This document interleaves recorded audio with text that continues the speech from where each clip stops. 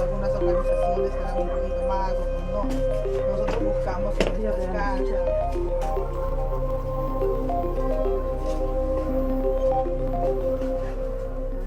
Hoy día estamos haciendo pues nuestro guiso de quinoa, que es nutritivo para nuestros niños. Y aparte nos sale un poco más cómodo porque no ingresa muchos ingredientes que digamos. Hoy día pues estamos haciendo un guiso de quinoa con su pollito picado porque el hueso lo usamos para la sopa. Entonces de esa manera tratamos de ahorrar.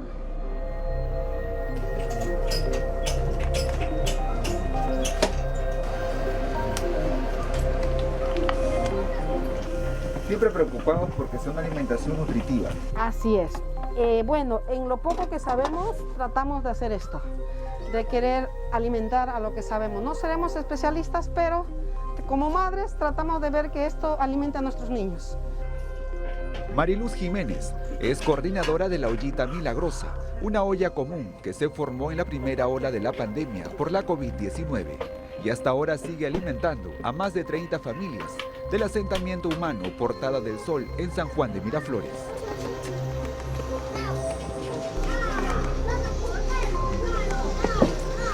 Voy a traer mi olla para la sopa, vecina. Vamos, hijos. Ya vamos.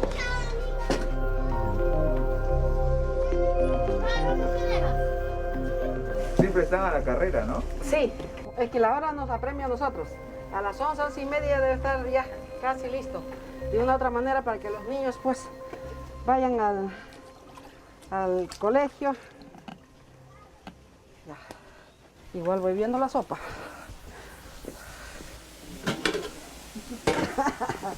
¿Dónde está el cucharón?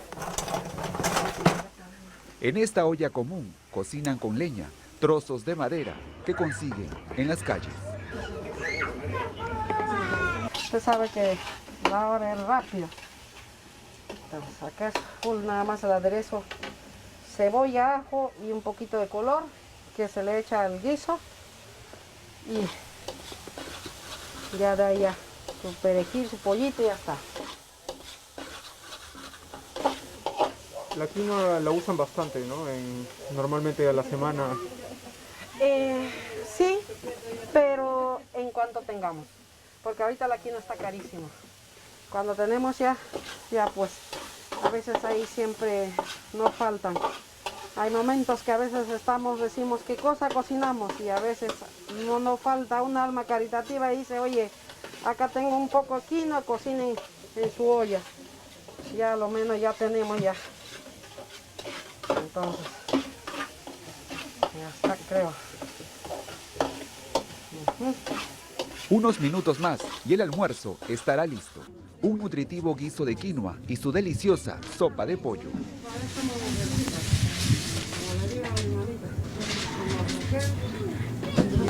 Antes del mediodía, las madres llegan con sus niños a recoger la comida. Hay mamás, como son madres solteras, sí o sí tienen que salir a buscar un trabajo y sus niños se quedan sin comida, entonces para eso estamos nosotros, para apoyar, de que de una u otra manera tengan su comida calientita en casa. El Perú posee alimentos milenarios, altamente nutritivos. Además es conocido en el mundo por su rica y variada gastronomía. Sin embargo, tiene un alto porcentaje de anemia y desnutrición. Pero el problema es que nos estamos yendo a lo industrial, dejando de lado los alimentos autóctonos, que vienen a ser la maca, que un niño lo puede consumir sin ningún problema, la kiwicha, la cañigua, el tarwi, chocho y las carnes pues riquísimas que tenemos acá en nuestro país. En el caso de anemia hemos disminuido en el último reporte de la ENDES a 38.8. Hemos estado estancados durante varios años, los últimos 10 años en 40%, un poco más, un poco menos, ¿no? Pero hemos ya por fin descendido a 38.8, hemos disminuido 1.2 puntos porcentuales. Son más de 16.000 niños que ya no han presentado anemia en este último reporte de la ENDES del 2021. En el caso de desnutrición crónica infantil, nos encontramos en estos momentos en 11.5, hemos disminuido 0.6 puntos porcentuales con respecto al año 2020, ¿no?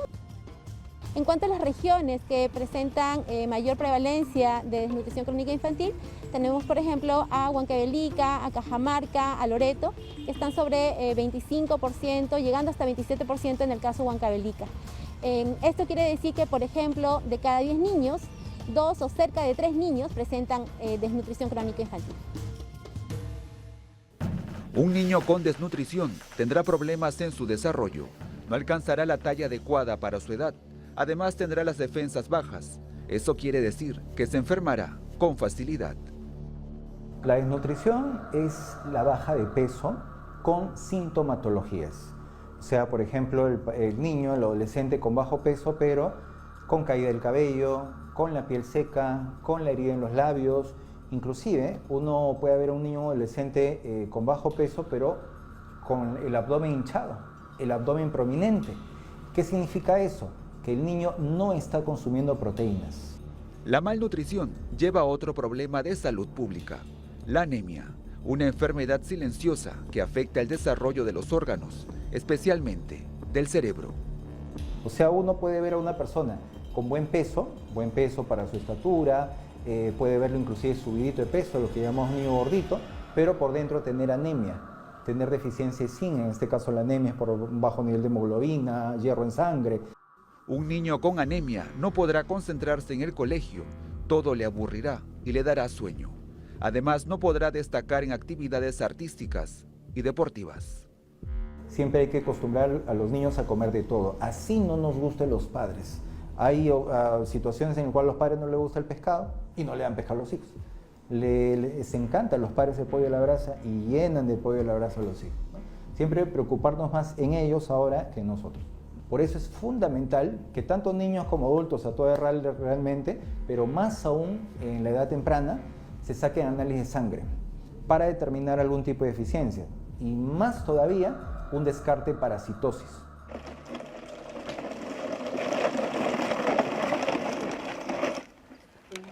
Para conocer más experiencias de buena alimentación, llegamos a la región Junín. En el anexo de Saños Chaupi, ubicado en el distrito del Tambo, en Huancayo, se encuentra la olla común, Pan de Vida. Aquí preparan todos los alimentos con leña. Esta olla común, que funciona desde hace un año, todos los días alimenta a más de 100 personas de escasos recursos económicos. Hoy el almuerzo es un delicioso ají de gallina.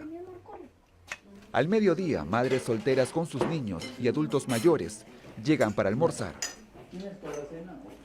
En muchos casos, los niños recogen la comida antes de ir al colegio.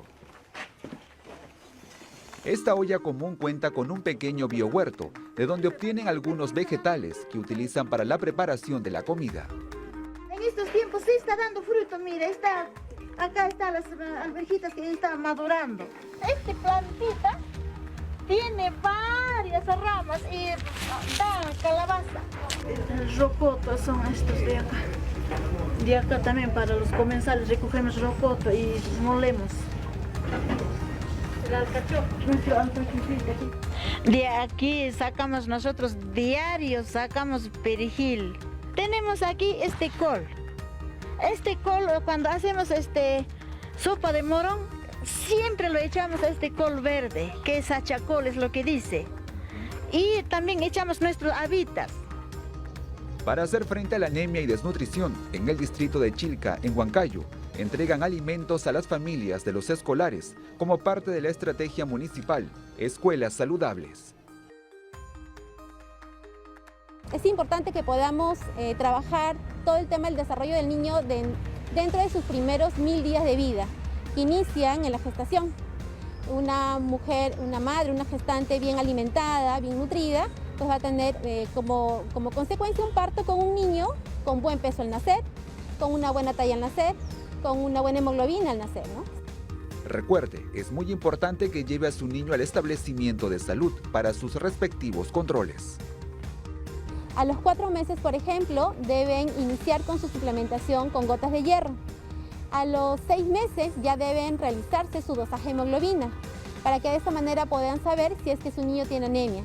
Si es que este niño presenta anemia a los 6 meses, entonces va a empezar un tratamiento con hierro, con gotas, con jarabe, y que es por un periodo de 6 meses. Todos estos suplementos se entregan de manera gratuita en los establecimientos de salud. Es muy importante que las familias entiendan que las mamás deben dar lactancia materna exclusiva a sus niños hasta los 6 meses. A partir de los 6 meses ya inicia la alimentación complementaria, a la par la lactancia materna que llega hasta los 2 años de edad. Aquí le presentamos algunas opciones de comidas para prevenir la anemia y desnutrición de acuerdo a la edad del niño. Por ejemplo, tenemos aquí una preparación para un niño de 6 a 8 meses de edad, cuya consistencia es tipo papilla. La cantidad que va a comer el niño es 2 a 3 cucharadas y contiene ingredientes como sangrecita, 2 cucharadas, camote y una verdura verde. Es muy importante resaltar que en este caso la sangrecita nos va a ayudar a prevenir la anemia. Acá tenemos un plato preparado para un niño de 9 a 11 meses de edad. Está compuesto por 3/4 partes del plato, la consistencia es picadito, tiene papa picada, verdura variada de varios colores picado y pescado que nos va a aportar omega 3. Muy importante para el desarrollo cerebral de nuestros niños. Además, mamita, lo podemos encontrar en cualquier mercado a precios accesibles. Estos pescados son los de color azul oscuro, como el bonito, la caballa, el jurel. Acá tenemos un plato preparado para un niño mayor de 1 año y contiene trigo, payares, verduras variadas y lo más importante, 2 cucharadas de bofe, que nos va a ayudar a prevenir la anemia y que nuestros niños sean más inteligentes y que saquen 20 en el colegio. Este plato está preparado para las gestantes y contiene arroz, frijoles, verduras de diferentes colores y una porción de hígado que va a ayudar a que tu hijito crezca sano, saludable y además contenga buenas reservas de hierro. Para hacer frente a la anemia y desnutrición, el Ministerio de Salud viene implementando estrategias a nivel nacional. Es el seguimiento nominal, que quiere decir el seguimiento niño a niño por parte de nuestro personal de salud para poder verificar la adherencia al tratamiento en el caso anemia, en el caso preventivo de los suplementos de hierro. Además también tenemos la visita por parte del personal de los actores sociales que visitan a las familias para poder verificar también y dar algunos mensajes claves sobre alimentación y nutrición. Ahora que los escolares ya regresaron a los colegios, evita enviar en la lonchera alimentos procesados. Recuerden que el mejor envase, mis estimados amigos, viene a ser la cáscara. O sea, una fruta con todo y cáscara, el huevito con todo y cáscara, la papita con todo y cáscara. Mejor hacer un sándwich de queso, preferentemente si es que nos gusta el pan, con pan integral, pan de centeno. La chef e investigadora Claudia Miranda señala que es momento de mirar lo que tenemos, revalorar lo que producen los hombres y mujeres del campo y enseñar a las familias que la cocina es creatividad. Acá hay un producto novedoso, que es la leguminosa más grande, que viene a ser el pajuro o payuro, o poroto, también lo conocen en algunas zonas andinas, pero mayormente en Cajamarca lo pueden encontrar. Y bueno, en realidad lo cocinan solamente, lo hierven y lo consumen, pero se les puede dar otros tipos de propuestas gastronómicas, por ejemplo, en purés, en panificación, en ensaladas. Tiene un sabor delicioso como una papita amarilla, ¿no? Porque es un poco arenoso en la cocción.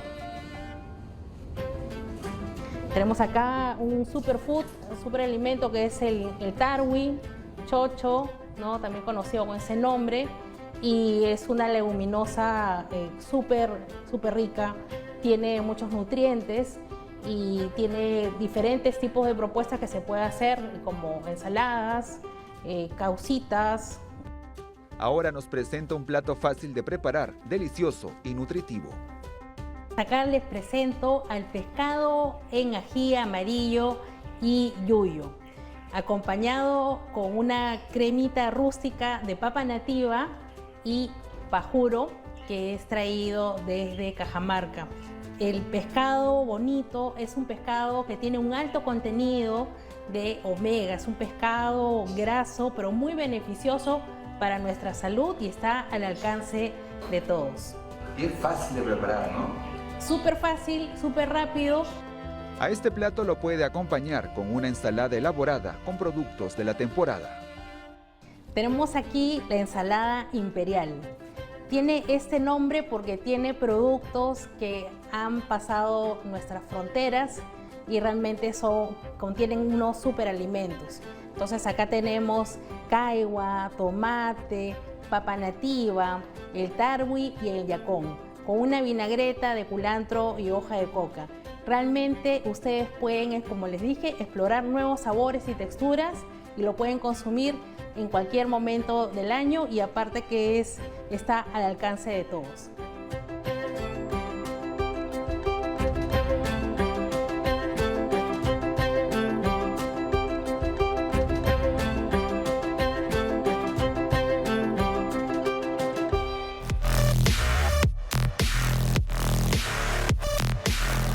Lamentablemente esto era tierra de nadie, porque al no haber regulación y supervisión, cada cooperativa pues hacía lo que mejor le parecía. Hasta antes del 2019-18, una cooperativa podía ser creada en cualquier pueblo, con una autorización municipal de ese pueblo, podía funcionar perfectamente. La SBS tiene que tener la responsabilidad de hacer intervenciones para proteger al público. Y eso es lo que hemos visto, ¿no? Cooperativa que no se registraba, caía en informalidad y no podía seguir funcionando.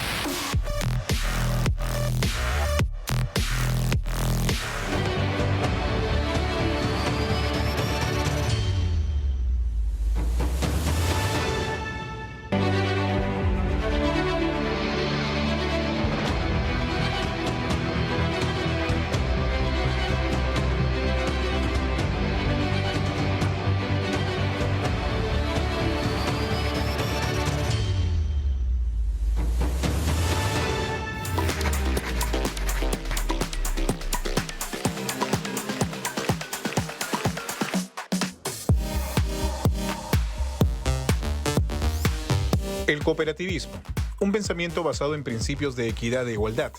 Bajo este concepto, un grupo de personas decide unirse o asociarse en torno a un fin común, de bienestar o apoyo. Hay distintas clases de cooperativas relacionadas a diversas actividades, por ejemplo, la agrícola. Sin embargo, hay unas en particular, las cooperativas de ahorro y crédito. Hasta hace algunos años, eran entidades que captaban el dinero de sus asociados, ofreciendo intereses atractivos pero con una nula o casi nula supervisión.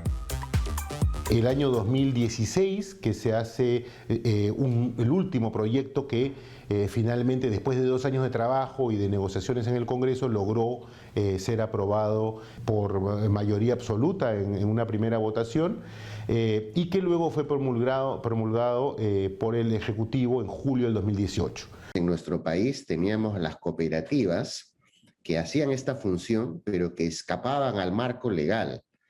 Y eso no era lo correcto. Por eso esta reforma de la ley en el Congreso permitió que la SBS cumpliera su función también supervisando, regulando a las cooperativas. Óscar Basso, superintendente adjunto de cooperativas de la Superintendencia de Banca y Seguros, recuerda que el proceso para una supervisión por parte de un ente con facultades como la SBS se inició hace 20 años, en el 2002. Quedó relegado mucho tiempo hasta que en el 2016 se tomó su debate en el Congreso de la República. En ese momento hubo resistencia sobre el tema en algunas bancadas. Yo creo que había muchas dudas que en algunos casos pueden ser razonables, ¿no? Pero lo que creo que motivó el tema de que finalmente se llegara a buen puerto era la necesidad que tenía un sistema como el cooperativo de crecer de manera ordenada, de crecer de manera estructurada, en donde ese crecimiento de los depósitos, porque cada vez habían más socios cooperativos, tuviera a buen puerto la salvaguarda de esos fondos, que es un sistema sistema inclusivo, un sistema importante porque está presente normalmente en las zonas más alejadas de nuestro país, no solamente en la capital o en las ciudades, las grandes ciudades del Perú, sino también en los pueblos del Perú. Y la resistencia obviamente viene de un sector que durante toda su existencia ha tenido plena libertad de hacer lo que se le ha dado la gana. Y cuando te van a poner orden, obviamente hay lobbies, etcétera. Pero esto en otros países, o sea, las cooperativas vienen de Europa, ¿no? De Alemania. Todo esto está bien supervisado. Entonces, no se podría permitir que el dinero del público sea pues manejado por empresas como si fuera su chacra.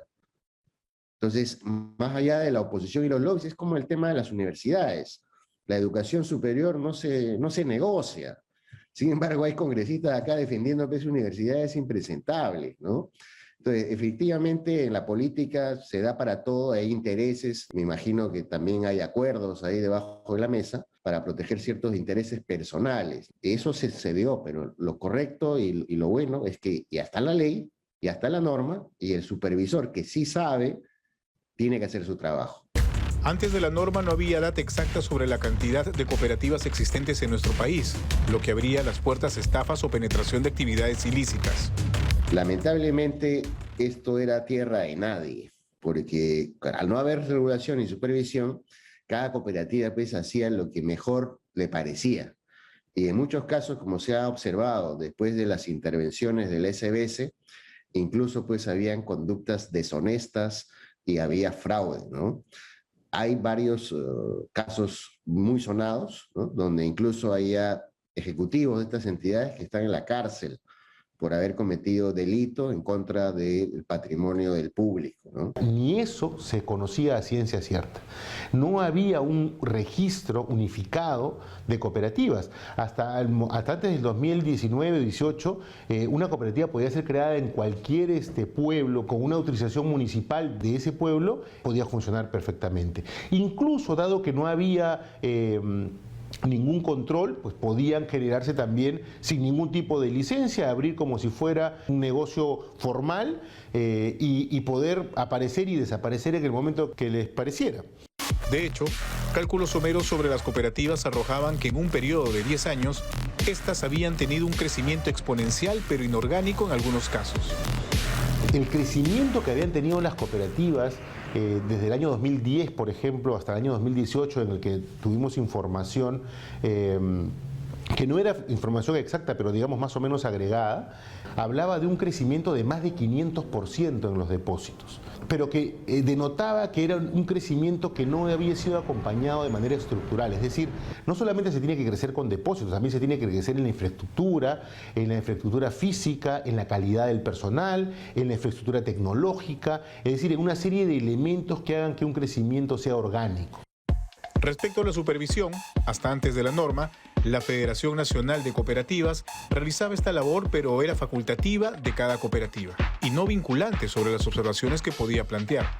La SBS tiene que tener la responsabilidad de hacer intervenciones para proteger al público. Y eso es lo que hemos visto, ¿no? De hecho, hay casos icónicos como, por ejemplo, esta empresa de Presta Perú, que se intervino en el 2019, también AELU, el año pasado, Credicop, que está en Arequipa, también intervenida, ¿no? Son entidades, pues, que casi un tercio o la mitad de sus activos, en realidad, son de pérdida, y en cuyo caso no están en capacidad de poderle devolverle al público ese ahorro que ha puesto en el sistema de cooperativa. Era un sistema voluntario. Es decir, cooperativa de ahorro y crédito que quisiera supervisarse podía ser supervisada por la federación, por el gremio mismo, ¿no?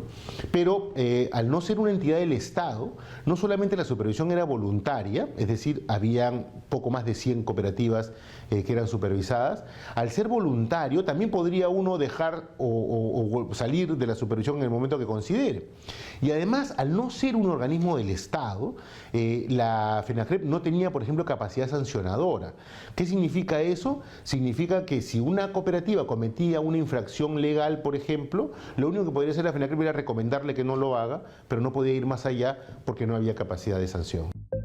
Actualmente existen 380 cooperativas registradas y supervisadas por la Superintendencia de Banca y Seguros y se estima que se maneja alrededor de 14.000 millones de soles en sus operaciones. Se tenía también información bastante parcial porque era la información que podía generar FENACREP, pero en un cálculo más o menos a 2018 se hablaba de un poco más de 10.000 millones de soles, ¿no? Hoy día las cifras llegan a 14.000 millones. Evidentemente las cooperativas más grandes estaban dentro de, de un registro y estaban aportando cierta información. Al inicio del proceso de supervisión, que duró entre enero y marzo del 2019, se estableció como obligatorio que todas las cooperativas de ahorro y crédito debían registrarse en un padrón que la SBS implementó de manera virtual. Cooperativa que no se registraba caía en informalidad y no podía seguir funcionando. Otra cosa que estableció con mucho acierto la ley era la exclusividad. ¿Qué significa esto? Significa que la cooperativa de ahorro y crédito que no se registraba no podía seguir captando ahorros. Es decir, tendría que cambiar de tipología, pasar a ser otro tipo de cooperativa, como por ejemplo una cooperativa de servicios múltiples, ¿no? En donde ya no hay ahorro, lo que hay solamente son aportes. Los aportes son como si fueran acciones de una compañía normal, ¿no? Le dan la participación, la condición de socio al cooperativista. Las cooperativas de ahorro y crédito, a diferencia de los bancos o las cajas, no pasan por un proceso de licenciamiento. Por ejemplo, en el proceso de licenciamiento a un banco o caja se le puede denegar el permiso. En el caso de una cooperativa de ahorro y crédito, el registro es una declaración de buena voluntad respecto a aquellos socios que quieren asociarse libremente y que quieren formar un fondo común que les permita ayudarse mutuamente. El fin de un banco, el fin de una caja es maximizar la utilidad de sus dueños. En una cooperativa todos son dueños y por lo tanto lo que buscan es el beneficio mutuo de los socios.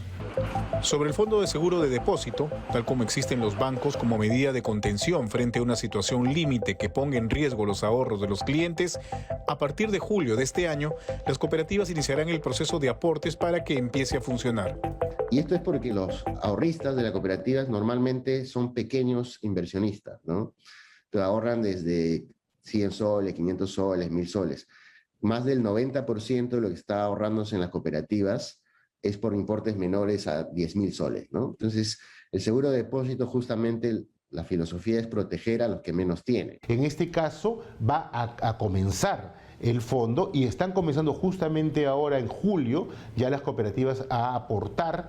2 años establece la ley de carencia, es decir, tienen que aportarlo entre 2 años para que luego de esos 2 años ya comience efectivamente a funcionar ese fondo de seguro de depósitos. Estamos hablando de julio del 2024. ¿Y más o menos cuál es el monto de este? Los estudios han arrojado la posibilidad de que para las cooperativas pequeñas y medianas pequeñas sea de 5.000 soles y para las cooperativas medianas, grandes y grandes de 10.000 soles. Con ese monto, según Oscar Basso, se cubrirá el 90% de asociados, que son cerca de 2 millones en las cooperativas que actualmente operan. Donde más cooperativas de ahorro y crédito registradas tenemos es en Lima, más de 100, seguida por Arequipa, Cusco, Puno, es decir, la Sierra Sur, ¿no? Cajamarca vendría seguir siendo una región donde también hay bastantes cooperativas, ¿no? Pero en agregado estamos hablando de más de 380, ¿no? Claro. El superintendente adjunto señala que a raíz de la vigencia de la ley, varias cooperativas desaparecieron. Se presume que algunas de ellas pudieron estar ligadas a actividades ilícitas, como minería ilegal, tala ilegal, lavado de activos, entre otras. Esas actividades que eran directamente delictivas son actividades que de alguna manera, con el solo hecho de promulgarse la ley, comenzaron a desaparecer. Nosotros hemos hecho barridos, por ejemplo, en el BRAEM y hemos encontrado, o no hemos encontrado, muchas que se decía que funcionaban, y esto hablo del año 2019, cuando se comenzaron a hacer. Y esas cooperativas han desaparecido porque se han dado cuenta de que, entre comillas, se les acabó el negocio, ¿no? En otros casos se engañaba a los socios con regalos y ofertas para llamar la atención y captar los ahorros. Se engañaba a la gente poniendo una cooperativa, por ejemplo, un día aparecía una cooperativa muy bonita, una agencia muy bonita que era alquilada, yo sé de paso, ofrecía unas altas tasas de interés, por los depósitos podía regalar una mototaxi o podía dar regalos importantes que además eran mayores que los depósitos que hacían, ¿no? Con la promesa futura de hacer un sorteo, en fin, y que eventualmente podían desaparecer en cualquier momento, y que de hecho en algunos casos nos hemos enterado de que pasaban de una cooperativa que abría y 6 meses después simplemente ya no había letrero, no había nada, la agencia era alquilada y ya habían desaparecido y se habían llevado toda la plata, ¿no? Podían aparecer 600 kilómetros al oeste, en otro pueblo y con la misma modalidad, con otro nombre para pasar desapercibidos y hacer lo mismo, ¿no? Entonces estos engaños han evidentemente desaparecido. Cuando uno va a una entidad financiera top del mercado peruano, cualquiera de los 4 bancos más grandes, obviamente las tasas de interés no son tan atractivas, ¿no? Porque son entidades muy seguras. Entonces, por sentido común, surge, pues, si alguien me está ofreciendo una tasa de interés altísima, eso es riesgoso. ¿De acuerdo? Entonces, si los bancos más seguros te ofrecen poquito, cualquier banco seguro te va a ofrecer poco también, no te va a ofrecer mucho. Entonces, la primera señal es esa, ¿no? O sea, nadie me puede ofrecer tasas altísimas si es que yo no veo la seguridad de que eso se va a ser recuperado. La segunda señal es que si usted ya tiene que buscar seguridad, también piense en los bancos, ¿no? O pregunte a la cooperativa, ¿cómo ha sido la supervisión de la SBS? ¿Cuál es su condición? O pregúntele a la SBS también. La SBS atiende también a las personas, ¿qué pasa con esta cooperativa? ¿Está intervenida? ¿No está intervenida? Haga su trabajo de proteger su dinero preguntando al regulador o, en todo caso, diversifique. O sea, no ponga todos los huevos en una sola canasta. También puede poner una parte en el banco, otra parte en una casa de bolsa. O sea, dependiendo de cuánto sabe usted de inversiones, infórmese, edúquese y diversifique, ¿no? No tiene por qué tener todo el dinero en una cooperativa. En lo que va de este año se han suspendido 40 cooperativas de ahorro y crédito. Sin embargo, siempre es bueno tener en cuenta, dude si algo es tan bueno como para ser verdad.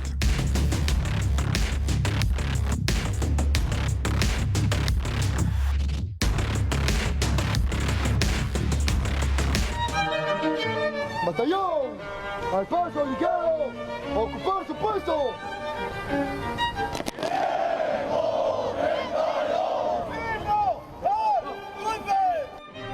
Tenemos conocimiento que luego de la batalla de Arica, el ejército de Chile toma algunas pertenencias del coronel Francisco Bolognesi, entre ellas las charreteras. La corbeta Unión nos remonta al pasado y también a fijar nuestra mirada al futuro, que es hacia donde va el BAP Unión. La palabra unión envuelve un mensaje muy grande de lo que quiere transmitir este buque, como mensaje de paz, como mensaje de amistad que lleva el Perú hacia el mundo a través de su buque escuela.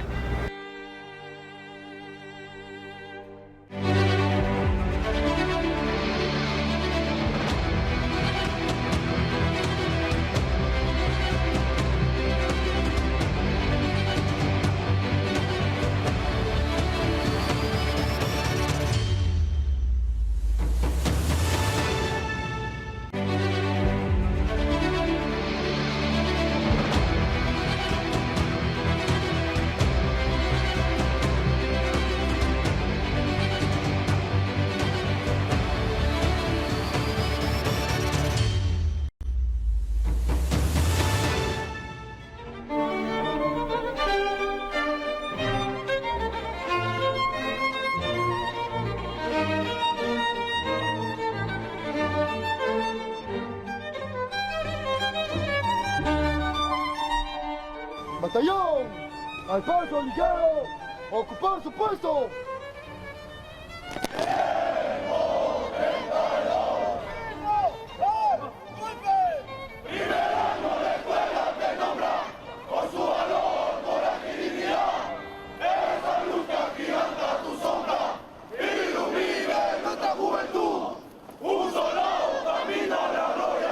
Que por siempre por ahí demostrado, un soldado camina a la victoria.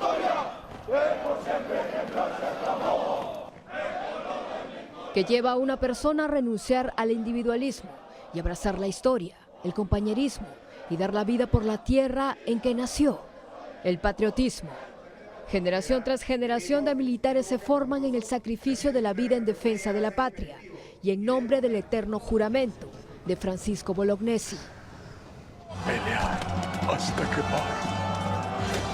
El último cartucho.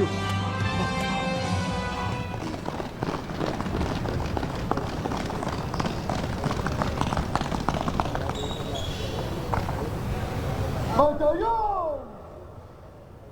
¡A la carrera! ¡Formar!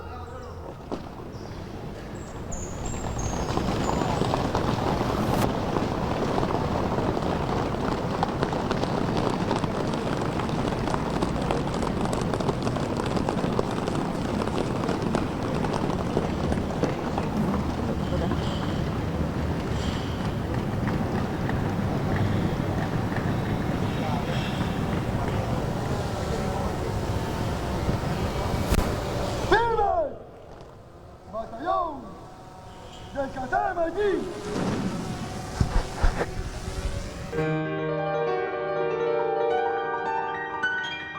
Ese 7 de junio de 1880, en el fragor de la guerra, los objetos personales del gran mariscal del Perú se perdieron, entre ellas estas charreteras que lució en su uniforme. 142 años después de la Guerra del Pacífico, vamos tras su rastro. Cuando la Guerra del Pacífico inició en 1879, el coronel Bolognesi, a sus 63 años de edad, se encontraba en situación de retiro, pero el deber lo llamó y pidió ser reincorporado para comandar la tercera división de la campaña terrestre del sur.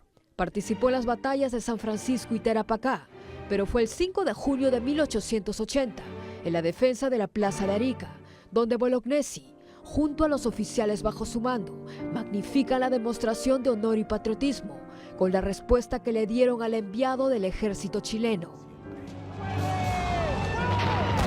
Mayor, ahí tiene su respuesta. Dígale a su general Baquedano que Arica no se rinde y pelearemos hasta quemar el último cartucho.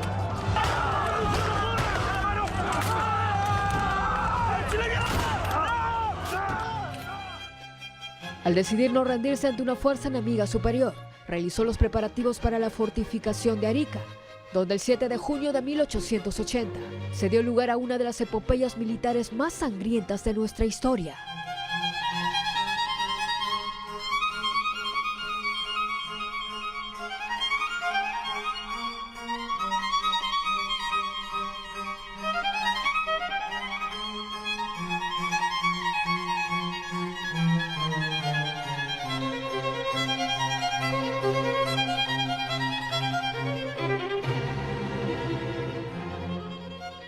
Costeños, andinos y afrodescendientes, cerca de 1.800 peruanos enfrentaron a poco más de 5.000 chilenos por tierra y un bloqueo por mar. El honor y entrega de ese día se corroboran en las cartas que envió el coronel Bolognesi a su familia 17 días antes de morir. Arica, 22 de mayo de 1880. Adorada María Josefa, esta será seguramente una de las últimas noticias que te llegarán de mí. Los días y las horas pasan, y las mismas como golpes de campana trágica que se esparcen sobre este peñasco de la ciudadela militar, engrandecida con un puñado de patriotas que tienen su plazo contado y su decisión de pelear sin desmayos en el combate para no defraudar al Perú. Nunca reclames nada, para que no crean que mi deber tuvo precio.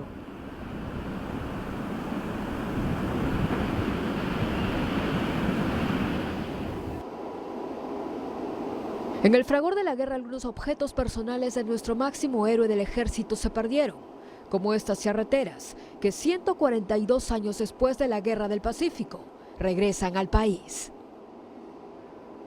Las charreteras son un distintivo que utilizaban los oficiales en parte del uniforme del ejército, y estas charreteras son también especiales porque fueron hechas en Europa, fueron hechas en Francia. Tenemos conocimiento que luego de la batalla de Arica, el ejército de Chile toma algunas pertenencias del coronel Francisco Bolognesi, entre ellas las charreteras. Son entregadas al intendente general de guerra, al señor Francisco Echaurren Huidobro, y él posteriormente las va a entregar al Museo Histórico Nacional de Chile.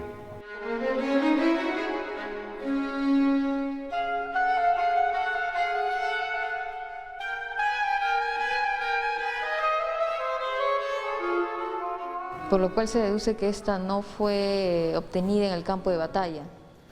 Es posible que las pertenencias del coronel Bolognesi que estaban en el campo de batalla se hayan perdido, porque sabemos que sus pertenencias fueron saqueadas, ¿no? Entonces, lo que podríamos estar observando aquí son objetos que se obtuvieron posiblemente en su campamento, ¿no?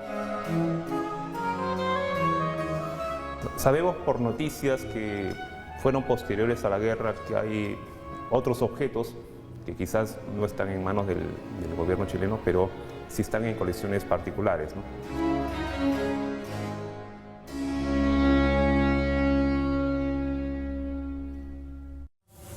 Mi coronel Bolognesi, tenemos deberes sagrados que cumplir y los cumpliremos hasta quemar el último cartucho. Bajo el patio de honor donde los cadetes juran honor al patrono del Ejército del Perú, se construyó un cenotafio. Seguimos la alfombra que nos lleva bajo tierra, hasta el corazón de la Escuela Militar de Chorrillos, para descubrir el espíritu de Bolognesi.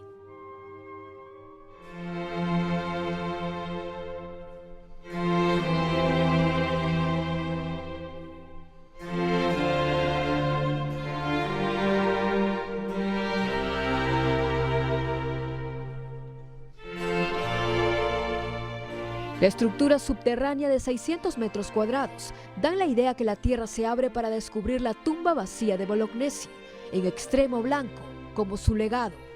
Cenotafio, que encontró inspiración en los antiguos griegos, en el Panteón Romano y en la tumba de Napoleón Bonaparte.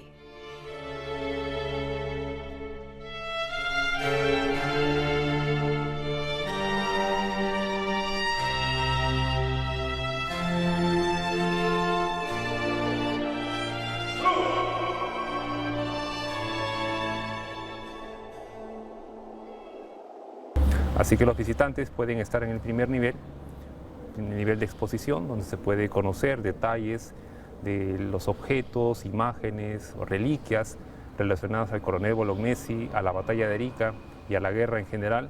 Y por otra parte podemos conocer en el segundo nivel en sí mismo el lugar donde descansa el espíritu de Bolognesi.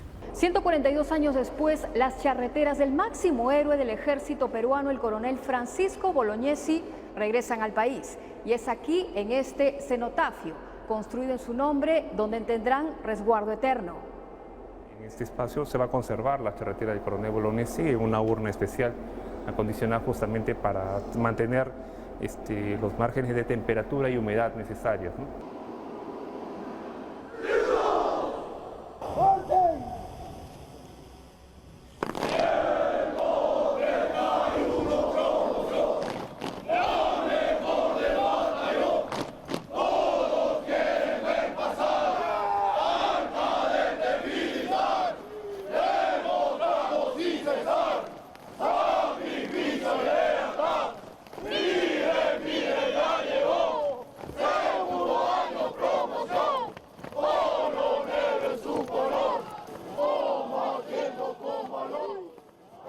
Siempre tengo presente lo que es el honor y el valor.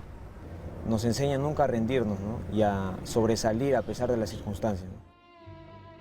La desafectación de las piezas históricas por parte del Museo Histórico Nacional de Chile en 2019 abrieron el camino para que regresen al país.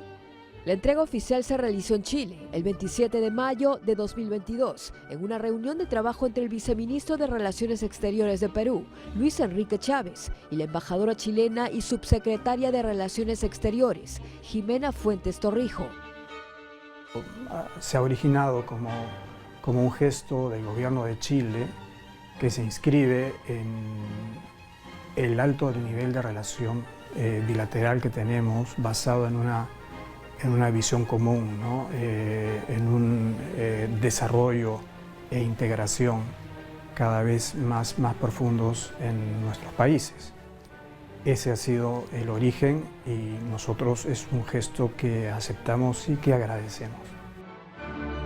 Tras su arribo a Lima, las charreteras de Bolognesi y los portalones de la Corbeta Unión pasaron a manos del Ministerio de Cultura en una ceremonia especial en Palacio de Torre Tagle. Estas reliquias fueron declaradas Patrimonio Cultural de la Nación. La Dirección General de Museos toma en cuenta y decide finalmente en dónde se exhibirían estas reliquias, ¿no? Y bueno, tengo entendido que las Fuerzas Armadas podrían solicitar ser los depositarios finales de que este no es el único gesto que ha tenido Chile con nosotros. Ya en 6 oportunidades nos ha reintegrado bienes culturales, especialmente bienes bibliográficos históricos. En 6 oportunidades Chile nos ha reintegrado, nos ha devuelto importantes libros.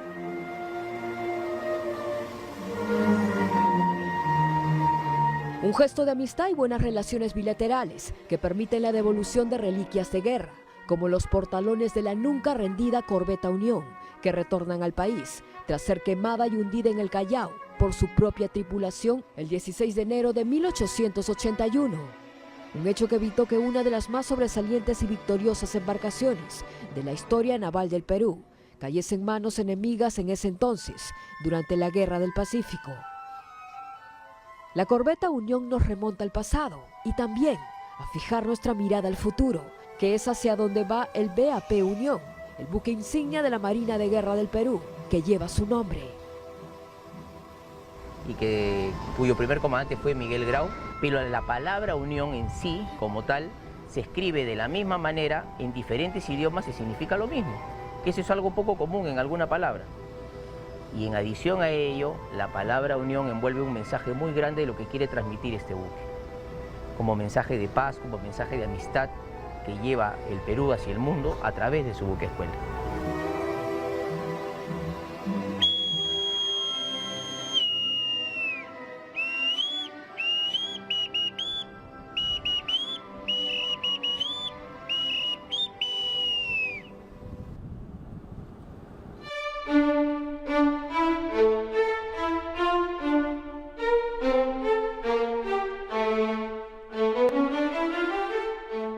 El BAP Unión es un velero de 4 mástiles con aparejos de tipo brick barca, construido en el Perú entre 2012 y 2015. Un anhelo centenario de la Marina que por sus características y dimensiones ha sido catalogado como el buque escuela más grande del continente americano y el segundo del mundo. Sí, es uno de los buques más grandes del mundo, sin embargo podría ser un buque torpe también, porque es un buque muy grande. Sin embargo, creo que el diseño, la construcción y el afianzamiento de la dotación en el uso del buque ha permitido que el buque sea operado de manera correcta. Es un buque ágil, es un buque flexible.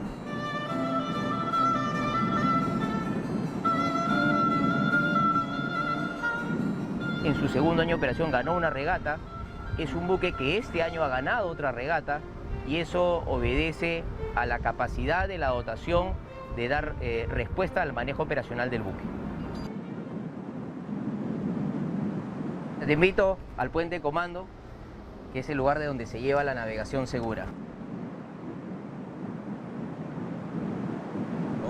La carta de papel que tú ves allá en esa mesa de cartas es exactamente lo mismo, digitalizado y actualizado por internet, ¿no? Y con muchas más prestaciones, porque tiene información del radar, tiene información del GPS para ver en dónde estamos posicionados y la capacidad de hacer muchos gráficos y muchas áreas que nos permitan ir seguros.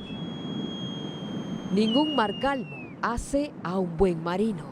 Es por ello que su tripulación, conformada mayoritariamente por los cadetes de la Escuela Naval, realizan viajes por el mundo para afianzar sus capacidades de navegación y trabajo en equipo, crucial para enfrentar tempestades en alta mar o un iceberg oculto a la vista. Definitivamente el viaje a Europa nos enseñó a operar nuestro buque con tormenta, ¿no? Eso en condiciones bastante difíciles. Inmediatamente cuando aparece la tormenta hay que bajar las velas, porque empiezan a aparecer ráfagas de viento que pueden poner en peligro la embarcación. De la misma manera, este año, cruzando los canales patagónicos, nos encontramos con bloques de hielo, navegando, témpanos de hielo. Nunca habíamos tenido esa condición.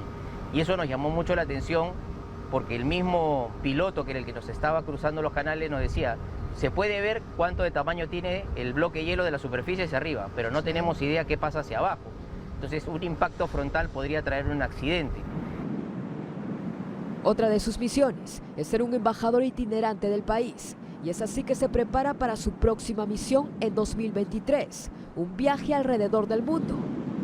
Una travesía de 11 meses que llevará el nombre del Perú por los 5 continentes.